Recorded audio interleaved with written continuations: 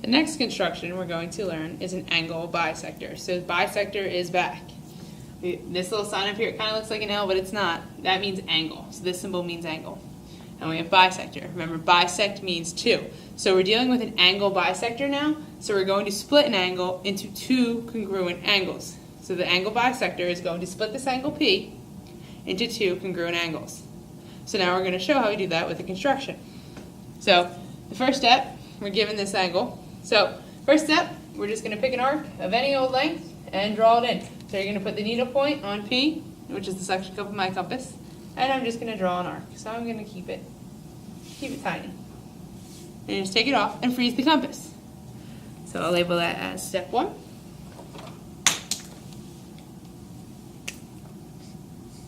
So step 1, we've got this here. And I'm going to label my points where they intersected the rays. Because remember, an angle is made up of two rays that intersect at a point, which is this vertex. So I'm going to label A and B. So I've created two endpoints. So as usual, we're going to use those endpoints. So now you're going to take, with your frozen compass distance, and you're going to put your needle point on A, and then you're just going to draw an arc. And you want the arc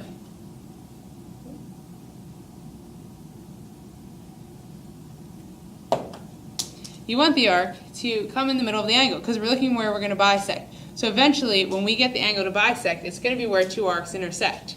So you want to draw the arc, so it's going to be somewhere inside the angle, the interior of the angle. Then you're going to come over, freeze the compass. The compass hasn't moved yet and will not move. You're going to put it on B, and then draw in your other arc. Alright? So now, you're done with the compass, you don't need it anymore. Notice that these two intersect right here. So we drew this arc for number 2, and for number 3 we drew the same arc, same distance, just from a different endpoint. So 2 and 3. So the last and final step is we're going to take our straight edge. We're going to take it from our vertex P through this point out here. I'm going to label it C. So we're going to label it right through C. And that is the angle bisector. So here we can now say that this angle is congruent to this angle. You can always check by using a protractor. So our conclusion here is that angle BPC is congruent to CPA. So that means they are the same size.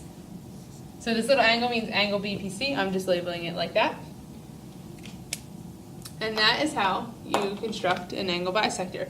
So at the end we can write PC, this ray. So to write a ray, we just do a line with an arrow,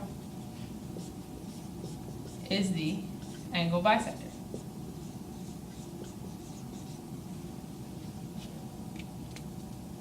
And that's all.